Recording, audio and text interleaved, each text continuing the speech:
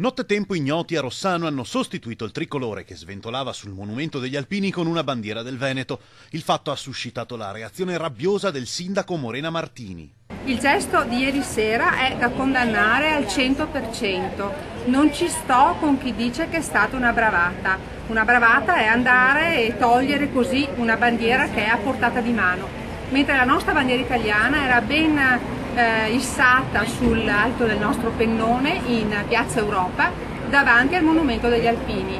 Chi l'ha fatto deve essere punito. Niente contro la bandiera del Veneto, sostiene il primo cittadino, ma quello è un simbolo in onore e ricordo di chi ha perso la vita per la patria.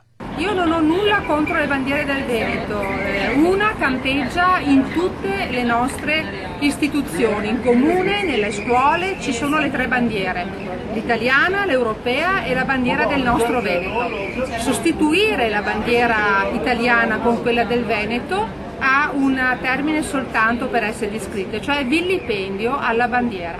Nelle prossime ore sarà formalizzata la denuncia e saranno visionati i filmati delle telecamere della zona. Piazza Europa è videosorvegliata, abbiamo già dato mandato alla polizia locale di individuare i colpevoli e useremo il pugno di ferro per impedire ulteriormente queste vigliaccate.